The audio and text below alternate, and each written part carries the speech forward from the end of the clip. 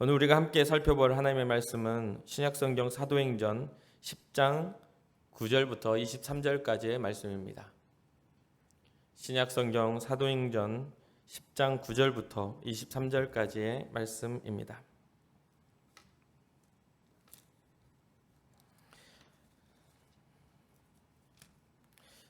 한 절 한 절 교독하도록 하겠습니다. 마지막 절은 또 함께 합독하겠습니다. 이튿날 그들이 길을 가다가 그 성에 가까이 갔을 때에 베드로가 기도하려고 지붕에 올라가니 그 시각은 제6시더라.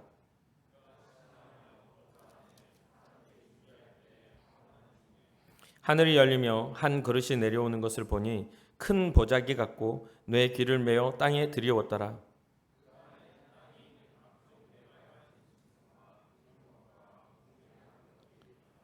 또 소리가 있으되 베드로야 일어나 잡아먹어라 하거늘.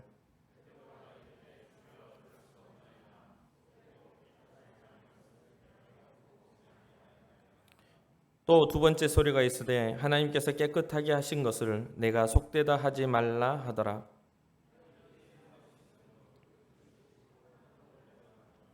베드로가 본 바 환상이 무슨 뜻인지 속으로 의아해하더니 마침 고넬료가 보낸 사람들이 시몬의 집을 찾아 문 밖에 서서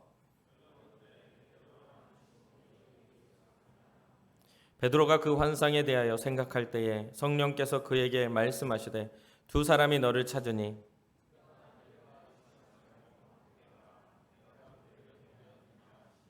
베드로가 내려가 그 사람들을 보고 이르되 내가 곧 너희가 찾는 사람인데 너희가 무슨 일로 왔느냐.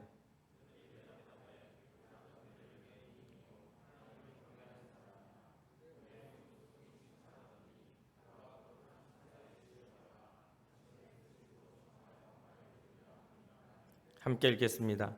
베드로가 불러들여 유숙하게 하니라. 이튿날 일어나 그들과 함께 갈새 요바에서 온 어떤 형제들도 함께 가니라. 아멘. 아멘. 우리 고백합시다. 주님, 제가 여기에 있습니다. 함께 있는 옆 사람도 축복합시다. 주님, 제 옆 사람도 여기에 있습니다. 축복해 주세요. 우리의 공동체 고백입니다. 우리는 예수님의 사람입니다. 우리는 예수님 안에 있습니다. 우리의 삶에는 예수님의 흔적이 있습니다. 아멘. 아멘. 지난 시간 본문과 연결되는 로마 백부장 헬라인인 고넬료에 대해서 우리가 살펴보았습니다.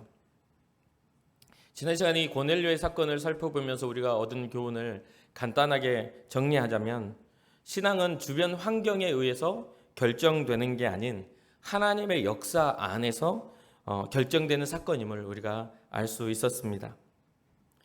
그러나 하나님이 그런 역사 안에서 신앙을 결정해 주시지만 고넬료의 사건을 통해서 고넬료를 주목하셨던 그 사건을 통해서 우리가 보면 하나님의 역사가 고넬료의 삶을 주목하시며 고넬료가 어떠한 삶을 살았는지를 주목하시면서 그 일이 고넬료에게 이루어지는 일들이 생겨나는 것을 알 수 있었습니다.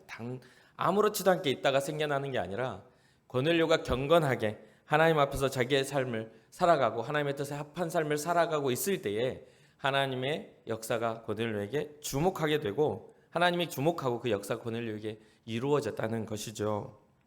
그렇다면 고넬료가 어떤 모습으로 하나님 앞에 있었습니까? 고넬료는요, 그의 삶이 경건하게 하나님을 경외하였고요. 또한 많은 백성을 많이 구제하며 하나님께 날마다 기도하는 사람이었다라고 기록합니다. 이러한 고넬료의 삶을 통해서 하나님은 고넬료를 주목하여 보셨고 고넬료에게 천사를 보내시는 것을 보게 됩니다. 오늘 본문은 고넬료를 구원하시기 위해 하나님께서 고넬료에게만 일하시는 게 아니라 다른 곳에서는 어떻게 일하셨는지를 우리가 볼 수 있는 이야기입니다. 그리고 더 나아가 이 사건이 어떻게 영향력을 가지고 이 기독교 역사에 영향력을 미치는지도 이 고넬료의 사건과 오늘 본문의 사건을 통해서 이게 이어져 가는 것을 우리는 지난 시간에도 말씀드렸고 또 이번 시간을 통해서도 여러분들이 알 수가 있을 것입니다. 고넬료는 천사를 통해서 정확하게 베드로의 거처를 찾아가도록 합니다. 천사를 통해서 베드로가 어디에 있는지 또 거기에서 누구를 보낼지 다 정해가지고 그 무두장의 시몬의 집에 고넬료가 거하고 있다는 것을 정확하게 알고 찾아가기 시작하죠. 명령을 받은 고넬료의 하인 두 사람과 또한 고넬료의 부하 한 사람, 경건한 부하 한 사람이 세 명이서 이렇게 욥바라 하는 곳에, 부두장의 시몬이 사는 곳은 욥바라는 지역에 이렇게 살고 있는 베드로를 찾아 보내게 됩니다. 이게 바로 오늘 사도행전 10장의 6절과 8절에 나오는 내용입니다. 고넬료에게 보냄을 받은 부하와 하인 둘이 그 다음 날, 보냄을 받은 다음 날쯤이다, 이튿날쯤이 돼서 욥바의 근처까지 이렇게 도착을 합니다. 그렇게 먼 지역은 아니었다고 볼 수 있겠죠. 그곳에 있는 베드로는 그 도착하는 그쯤에 베드로는 지붕에 올라가서 하나님 앞에 이제 기도를 하려고 하고 기도하는 시간이었어요. 제60쯤이라는 이 기록된 시간은 오늘날 우리가 생각하는 시간에는 정오, 낮 12시를 의미하기도 합니다. 12시 정오 정각에 올라갔다기보다는 즈음이 돼서 6시쯤 돼가지고 그 비슷한 어간에 그곳에 올라가서 이제 기도하기 시작했다는 거예요. 이것은 유대인들이 아침, 점심, 저녁에 이렇게 기도하는 습관들이 있지만 이 상황에서는 베드로는 지금 이제 자기의 개인적인 하나님 앞에서 경건의 기도를 위하여 그 지붕 위에 올라가는 것을 보게 됩니다. 그렇게 이제 올라가서 기도를 하는 것, 이게 어떤 상황이나 이런 것들은 크게 저는 중요하다고 생각하지 않아요. 여기서 지금 성경이 말하고 있는 사도행전 10장이 말하고 있는 것은요, 여기 우리가 주목해야 할 건 뭐냐면 고넬료를 이야기할 때에도 이 사람은 기도하는 중에 천사를 만났어요. 기도하는 사람이었어요. 그리고 고넬료의 명령을 받은 하인들이 올 때에도 이 베드로를 말할 때도 베드로가 뭐 하는 중이에요? 하나님 앞에 기도하는 중이었다는 게, 여기에 우리는 우리의 관심을 쏟아야 합니다. 어떤 상황이고 몇 시고 이런 데 신경 쓰지 말고 이들이 무엇을 했다? 기도하는 사람이었다. 하나님 앞에 경건한 삶을 살고 추구하는 사람이었다. 여기에 우리는 초점을 맞춰야 됩니다. 그러니까 이 고넬료도 기도하고 또한 베드로도 기도하는 모습을 보여주면서 이게 연결되고 있어요. 천사를 통해 보내신 것과 하늘로부터 내려오는 환상을 통해 보여주는 사건들이 기도하는 중에 일어났다는 것이죠. 그래서 이 하나님의 역사, 이 두 사람의 기도를 통해 나타난 하나님의 역사, 이 역사가 우리 오늘날 살아가는 우리 신앙생활을 하는 우리에게 굉장한 중요한 것을 시사합니다. 우리가 하나님을 경험하고 하나님의 섭리 안에 살아가는 그 사람들은 주님 앞에 기도하는 사람들이라는 그런 내용입니다. 그렇게 기도하는 베드로가 기도하다가 무엇을 느끼죠? 배고픔을 느껴요. 배고픔을 딱 느끼는데 이 밑에서는, 성경에 보면 밑에서는 사람들이 음식을 만들고 있었다라고 이야기를 합니다. 배고픔을 느끼고 음식을 만들고 음식 냄새가 솔솔 올라오고 있었겠죠. 한 건물이니까요. 그런데 그렇게 하고 있는데 갑자기 이 베드로가 황홀경에 빠져요. 이 황홀경이라는 것은요, 하나님의 강력한 임재가 내려오면서 이 기도 중에 그 강력한 하나님의 임재 가운데 들어가는 상태를 의미합니다. 그래서 하나님의 강력한 임재가 갑자기 임하면서 하늘에서 뭐가 내려와요? 이 보자기에 쌓인 그릇이 쭉 내려오는 것이죠. 11절입니다. 하늘이 열리며 한 그릇이 내려오는 것을 보니 큰 보자기 같고 뇌 길을 메어 땅에 드리웠더라. 이 환상이 갑자기 보여집니다. 그러면서 하늘이 열리죠. 그릇이 내려옵니다. 보자기 같다고 하는 표현은 그 그릇이 아주 컸고 또 내 귀를 땅에 내 기퉁이에 내렸다는 것은 사방을 이렇게 감싸는 것을 볼 수가 있어요. 이 안에 뭐가 들었어요? 각종 네 발 달린 짐승들이 들어있고 공중에 나는 것들이 들어있다는 거죠. 그러니까 그 안에 작은 게 아니에요. 그 각종 가득한 그런 어떤 짐승들과 네 발 달린 것과 공중에 나는 게 들어있는 상태예요. 12절부터 그게 표현이 되죠. 그 안에는 땅에 있는 각종 네 발 가진 짐승과 기는 것과 공중에 나는 것들이 있더라. 또 소리가 있으되 베드로야 일어나 잡아 먹어라 합니다. 그러니까 이 베드로가 그 명령에 무슨 대답을 합니까? 주여 그럴 수 없나이다. 속되고 깨끗하지 아니한 것을 내가 결코 먹지 아니하였나이다. 지금까지 나는 이게 거룩하지 않는, 하나님이 허락하지 않는 것들은 먹지 않았습니다. 나는 먹을 수 없습니다. 이렇게 이야기를 해요. 하나님의 임재가 강력하게 나타나고 환상이 일어나고 주의 음성이 들렸는데 베드로는 무엇을 느낍니까? 주님이 명령하신 상황에 있는 베드로가 혼란스러움을 느껴요. 주의 명령인데도 그 명령대로 바로 행할 수 없는, 이제까지 자기가 살아왔던 지금 현재 그 보자기 안을 보니까 그 담겨있는 짐승들이 나오는데 4발 가진 짐승이요, 기는 것이요, 공중에 나는 것들이 있어요. 그런데 그걸 먹으라 하는 그 명령 앞에 이 베드로는 심히 배고픈 상황에서도 어떠한 생각을 해요? 저거는 부정한 건데, 저거는 이스라엘 하나님 율법상에서 부정하다고 말하는 건데 어떻게 먹는가? 배고픈 베드로에게는 혹할 명령이었겠지만 지금까지 그렇게 살아오지 않았던 베드로에게는 말도 안 되는 명령이기도 합니다. 지금 상황이 지금 좀 자세하게 설명하고 있죠. 베드로는 배가 고프고 밑에서는 음식을 하고 있고 위에서부터 보자기가 내려와서 잡아 먹으러 하고 뭔가 이 지금 먹는 것에 대한 이야기를 하고 있죠. 왜 그렇습니까? 이때 당시에 유대인들, 그러니까 이스라엘 백성과 이방인들이라 하는 사람들 사이에는 이 문화적 관점, 그러니까 음식에 관한 어떤 규례가 굉장히, 음식법이 굉장히 달랐어요. 그래서 이런 어떤 것들을 통해서 유대인들은 이방인들이 부정한 존재라 하면서 굉장히 멸시하는 그런 입장이었단 말이에요. 그래서 하나님 앞에 선택받지 못한 자들, 너희들은 하나님의 백성이 아니야 라는 이런 생각과 사고가 굉장히 강했던 시기입니다. 그렇기 때문에 베드로는 그 안에 담겨있는 짐승이 자신이 먹어서는 안 되는 것이라고 생각을 합니다. 그래서 하나님께 말을 하는 거죠. 주여, 그럴 수 없습니다. 속되게 깨끗하지 아니한 것을 내가 결코 먹지 아니하였습니다 라고 말할 수밖에 없었죠. 어쩌면 베드로는요, 하나님의 이 말씀이 자기를 시험하는 시험이라고 생각했을 수도 있습니다. 분명히 하나님이 정하신 율법에는 이 부정한 것을 먹지 말라 하셨는데 왜 하늘로부터 내려온 이 상황에서 하나님은 잡아 먹으라 하실까? 여기에서는 어떤 신학자는 그렇게도 표현해요. 여기에서 잡아먹는다, 그것을 잡는다라는 것은 하나님 앞에 드려지는 제사와 같은 것이다라고, 신앙을 드리는 제사와 같은 것이다라고 그렇게 해석하기도 합니다. 그러니까 지금 현재 베드로는 하나님이 나를 시험하시나? 그래서 가장 자기가 살아왔던, 알고 있었던 것을 대답할 수밖에 없었습니다.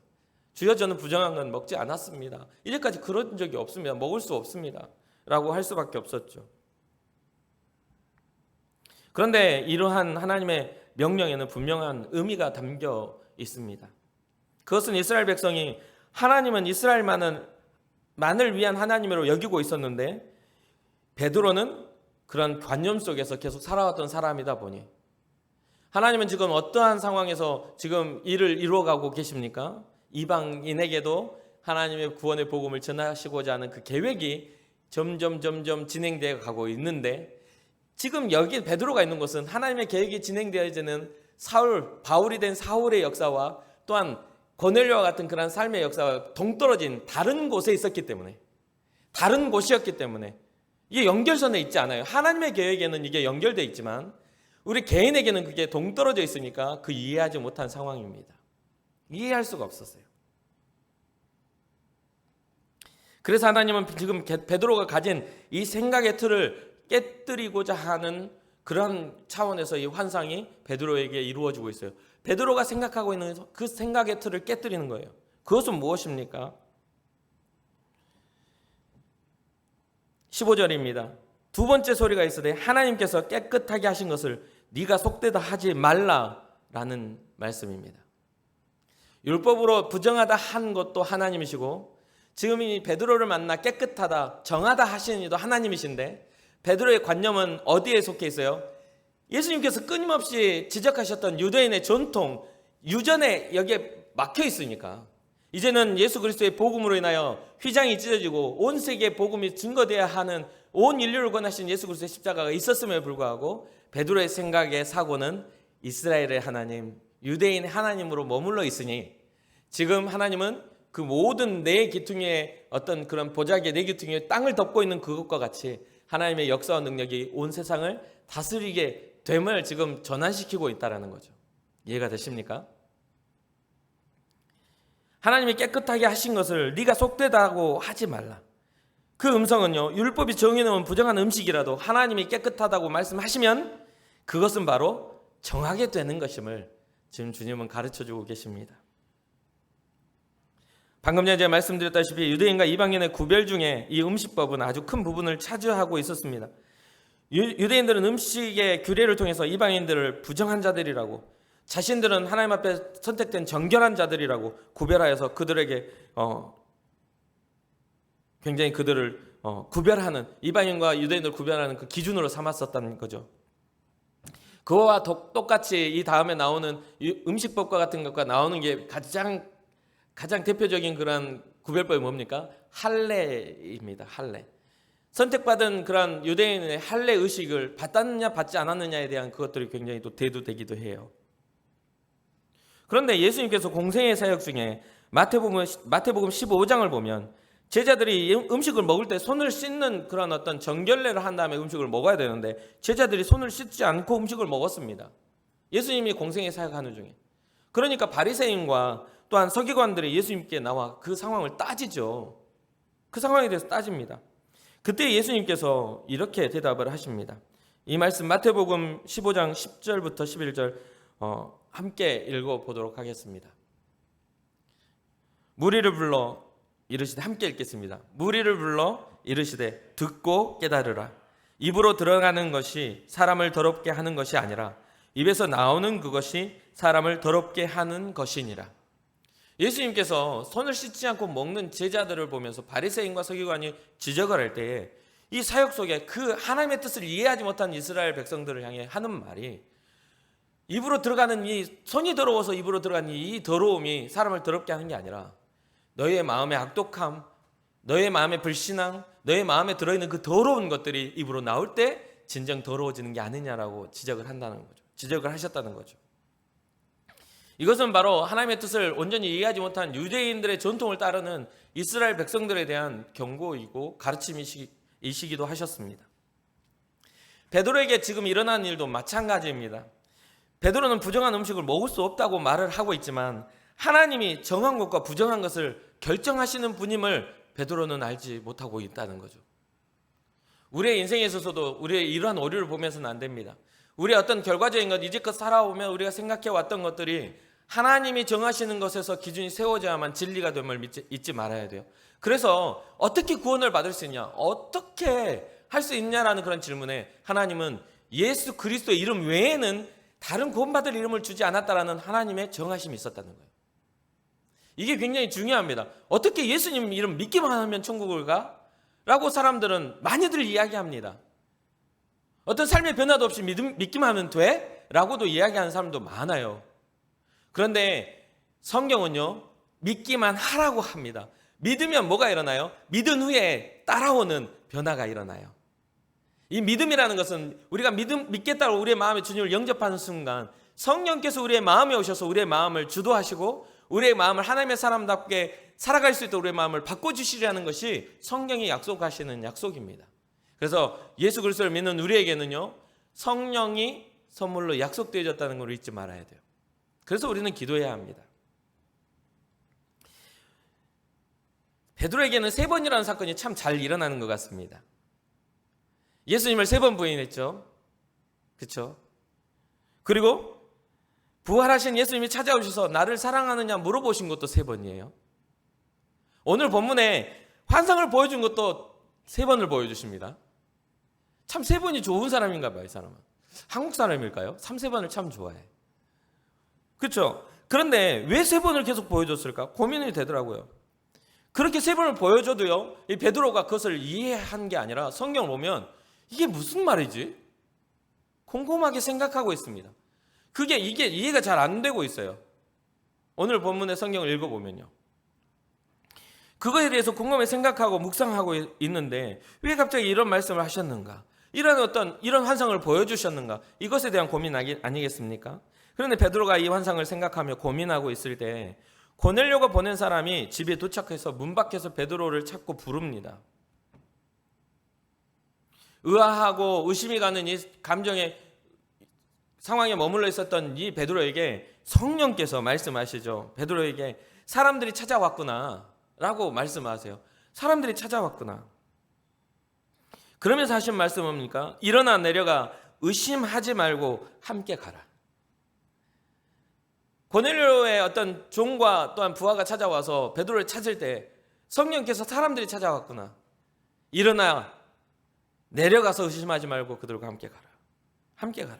하면서 하실 말씀이세요. 내가 그들을 너에게 보내었느니라. 지난 시간에 제가 말씀드렸죠. 왜 천사를 보내주셔서 다 설명 안 해주고 시몬을 청하라고 말씀하셨는지에 대해서 말씀드렸죠. 하나님은 하나님의 일을 하실 때 주님의 사람들을 세우신다는 걸 잊지 말아야 돼요. 주님의 사람들을 통해서 주님을 따르는 제자들, 믿음의 사람들을 통해서 합력하여 이루어 가시는 거예요. 그것이 바로 교회입니다. 혼자서 깨달아졌다고 되는 게 아니에요. 이것이 규칙이 있고 하나님의 질서가 있어요. 그런데 오늘날은 그런 질서들이 점점 개인주의로 깨뜨려지고 있기 때문에 우리는 이 부분에 대해서 깊이 묵상할 필요가 있다는 거죠. 믿음은요, 연합입니다. 혼자만의 생활과 삶이 아니에요. 주님과 둘이서만 교제가 아니에요. 연합입니다. 예수 그리스도를 통해서 핍박의 시대이든 어떤 시대이든지 간에 교회는 세워졌고 연합하였습니다. 한 마음으로, 한 뜻으로, 한 성령으로 서로를 사랑하며 교회를 세워갔다는 거죠. 영향력 있는, 세상에 영향력 있는 것들을 보여줬어요. 일어나 내려가 의심하지 말고 가라. 내가 그들을 보냈어. 지금 베드로는 아까 뭐라고 했죠? 자기에게 일어나는 상황을 잘 몰라요. 왜 갑자기 하나님의 환상을 보여주셨는지 잘 모르겠어. 아니 왜 갑자기 뜬금없이 부정한 것을 내려놓고 먹으라 하시지? 이게 뭔가 앞과 뒤가 없는 그런 어떤 내용만, 알맹이만 딱 들어있어요. 이 내용을 보면 베드로의 사건이요. 그런데 하나님은 어디서부터 시작하셨죠? 말씀드렸다시피 사도행전 6장에 사울 때부터 계속 이방인의 선교, 온 인류를 구원하시고자 하는 일들을 시작하셔서 그 일을 하나하나 퍼즐을 맞춰가며 연합하여 이루어 가시는 것들을 성경은 기록하고 있어요.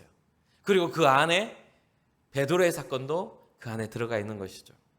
아직은 잘 모르는 상황이에요. 그래서 그 자신을 찾아온 사람들을 만난 베드로는 무슨 일로 자기를 찾는지 그 사람들한테 물어봅니다. 도대체 무슨 일이냐? 왜 찾아왔냐?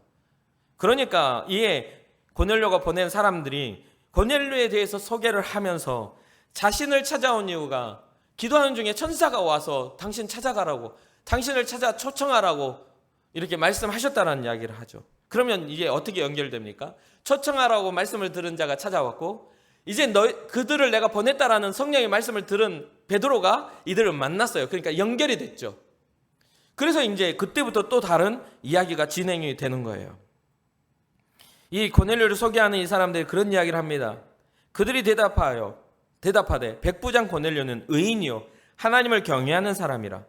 유대 온 족속이 칭찬하더니 그가 거룩한 천사의 지시를 받아 당신을 그의 집으로 청하여 말을 들으려 하느니라 한데, 그러니까 이 이야기를 들은 베드로가 그럼 들어와. 그래서 하룻밤을 같이 유숙하고 그 이튿날 또 함께 그 고넬료를 찾아 만나러 떠나게 됩니다. 그래서 고넬료를 만난 베드로가 한 말이 있어요. 뭐라고 말하냐면 오늘 10장을 보면 그런 말을 합니다. 유대인으로서, 내가 유대인인데 유대인으로서 이방인과 교제하며 가까이 하는 것은 위법이라. 베드로가 딱 만나자마자 그 이야기를 해요. 왜 그 이야기를 하죠? 계속 말씀드리죠. 베드로는 이게 무슨 상황인지 모르겠어.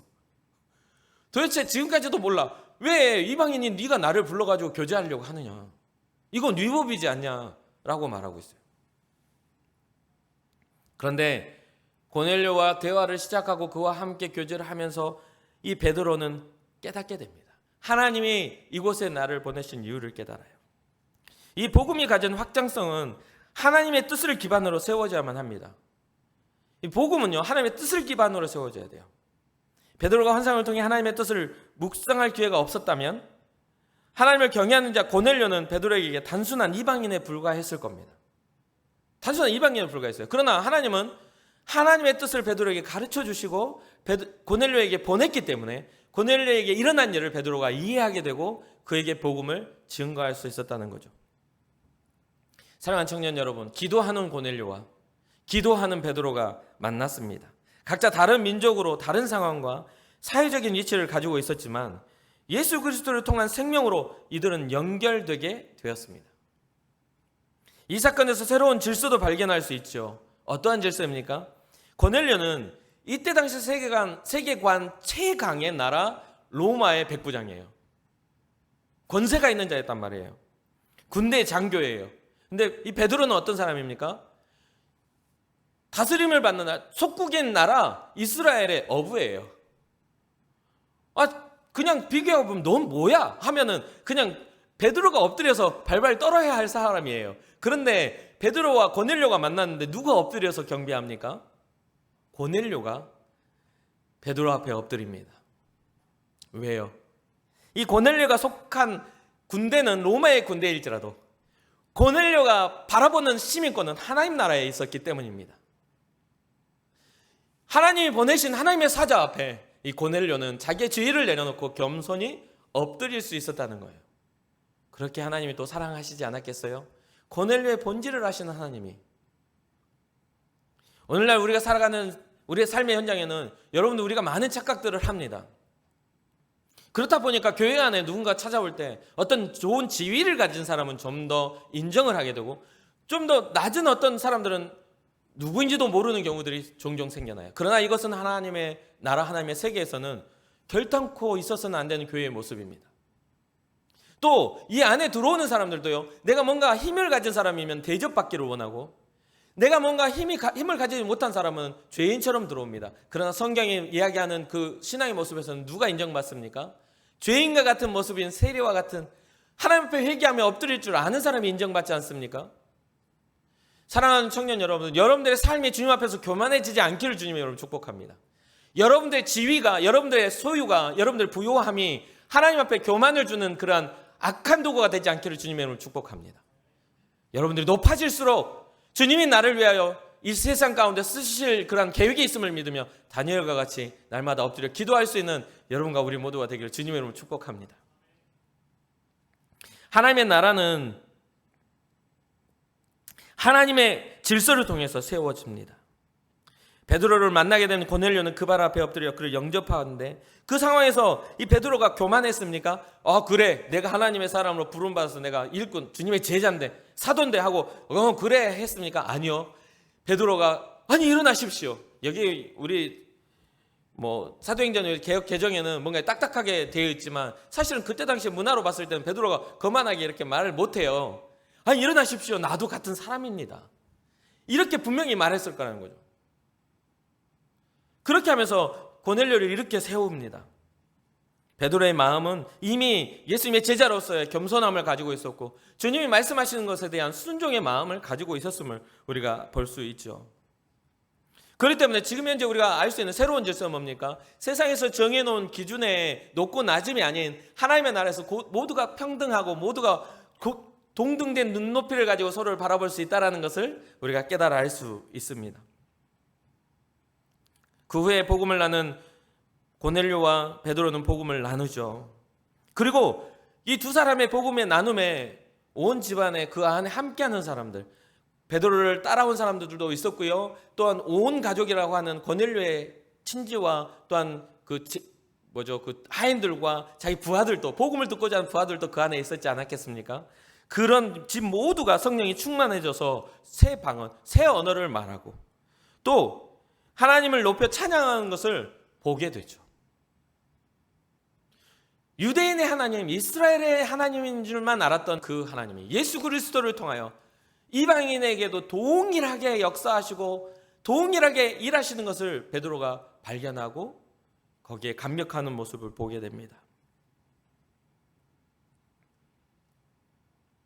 그런데 그러한 어떤 변화를 통해서 베드로가 어떤 일을 하냐면 이제 그들을 놓고 세례를 주죠. 모두 거기에 온 사람들을 세례를 주면서 하나님의 백성임을 선포하는데 그러한 교제를 하고 이제 사도행전 11장으로 딱 넘어오니까 이러한 사건, 이 베드로에게 일어난 고넬료와 베드로에게 일어난 사건을 이렇게 연결지어서 보지 못한 또 다른 사람이 있을 거 아닙니까? 또 다른 곳에 있었던 사람들. 이해가 되죠. 우리는 지금 우리 안에 있는 우리의 연결점이 있지만 이 안에 있지 못해서 또 다른 곳에 있는 사람들도 분명히 있잖아요. 또 다른 사람들이 등장을 합니다. 어떤 사람입니까? 할례자들이 등장합니다. 할례자들이. 그 할례자들이 딱 등장해서 베드로를 보면서 판단하죠. 뭐라고 판단해요? 이방인의 집에 들어가 이방인과 교제하는 베드로를 어떻게 합니까? 비난합니다. 지금 굉장히 이게 복잡하게 연결돼 가고 있죠. 그럼에도 불구하고 하나님은 그 상황 속에서 하나님의 일을 이루어 가시며 구원을 이루어 가시는 것을 우리는 봐야 돼요. 그러니까 여러분들의 삶에 있어서 하나님과 연결되는 그런 은혜 안에 연결되는 것들을 주의 깊게 여러분 삶에서 점검하셔야 됩니다. 은혜 자리에 없어가지고 할례자들 같은 위치에 있어서는 안 되는 거잖아요. 주님의 역사가 이루어지고 있는데 그것을 비난하는 사람이 되어져서는 안 되지 않겠습니까? 그래서 할례자들이 나와요. 교제함을 들어 비난합니다. 그런데 이런 모든 것들이 같은 시간, 동시간에 다른 장소에서 다른 사건으로 이루어져서 하나로 연결돼서 결국에는 하나님의 구원하심이 연합을 통하여 성령의 역사와 능력을 가지고 이루어져 가는 것들을 우리는 살펴봐야 된다는 거죠. 사랑하는 청년 여러분, 우리가 있는 곳은 어느 곳입니까? 우리는 지금 고넬료의 자리에 있습니까? 아니면 베드로의 자리에 있나요? 아니면 할례자의 자리에 있습니까? 아무것도 잘 연결되지 않아서 비난하는 그런 비난자의 자리에 있습니까? 우리가 좀 고민할 필요가 있어요. 그래서 하나님께서 우리의 구원을 위하여 계속 일하고 계심을 깨달아 알아. 그 믿음, 고넬료가 같은 그 믿음과 같이, 고넬료와 베드로와 같은 믿음과 같이 우리도 역사의 현장 속에 있는 것을 꿈꾸며 살아갈 수 있는 그런 은혜와 복이 있기를 주님의 이름으로 축복합니다. 내가 알지 못하는 곳에서, 내가 생각지 못하는 곳에서 우리 주님은 여전히 지금도 일하고 계세요. 지금 우리의 상황과 다른 곳에서는 자기의 생명을 다해서 믿음을 지키기 위한 투쟁을 하고 있어요. 지금도 종종 설교 중에 이야기하지만 오픈도어즈 선교회를 통해서 세계 선교 현황을 보고 순교 현황을 보면 지금도 카운트가 계속 올라가고 있어요. 주님의 믿음을 거절하지 않고 죽어가는 순교하는 사람들이 정말 많이 있어요. 믿음을 지키기 위하여 핍박받는 자의 숫자도 거기에 카운트가 되는데 굉장히 빠르게 늘어나요. 생활 속에서나 또한 어떤 자기의 직장에서나 사회적인 문화 속에서 핍박을 받는 그런 어떤 것들을 이렇게 카운트해서 올려가고 있거든요. 그런 과정 속에 여러분도 있는 줄 압니다. 여러분들이 믿음으로, 여러분의 삶에서 믿음으로 승리하기 위하여 그 삶 속에서 끊임없이 믿음의 양심을 지키기 위해 몸부림치고 살고 있다라고 저는 믿어요. 그런 믿음이 헛되지 않음을 꼭 기억하시길 바랍니다. 그런 믿음이 하나님이 주시는 성령의 감동하심임을 믿으시기 바랍니다.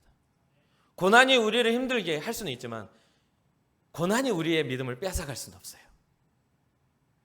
사랑하는 청년 여러분, 주님을 향한 신실함과 신뢰함으로 주님 앞에 믿음으로 세워져 가지 않겠습니까? 우리도 베드로와 같은 꿈을 꾸고 우리도 고넬료와 같은 삶을 살아드려 하나님이 주목하시는 그런 삶을 살아드리지 않겠습니까? 그런 삶에 여러분들을 초대해야 합니다.